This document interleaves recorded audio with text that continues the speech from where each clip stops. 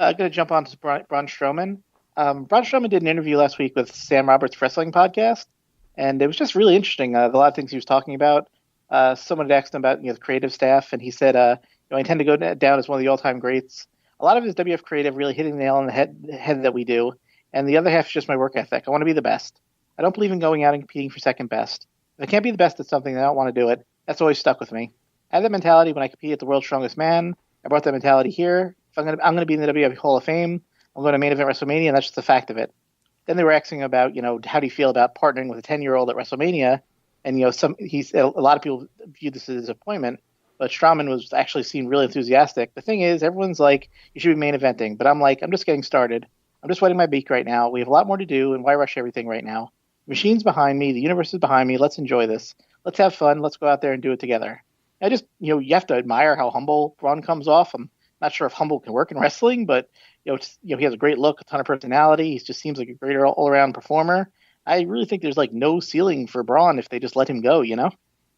Yeah, he's on a good track right now, and he's been booked extremely well for a good matter of time now. So, and he's in that interview seems very confident, and I think it's he has held up his end very well on things from everything that has been asked of him and being put in different matchups of whatnot. So I think it's just again it's health and how he holds up and with that schedule. And I understand his he was in a really good spot at WrestleMania, so that's like that from that standpoint. It's like the momentum continues to build. So there's no like that. He's completely has the right attitude with all that. You can't look at it any other way. As far as that goes, there's only one main event spot essentially, Right.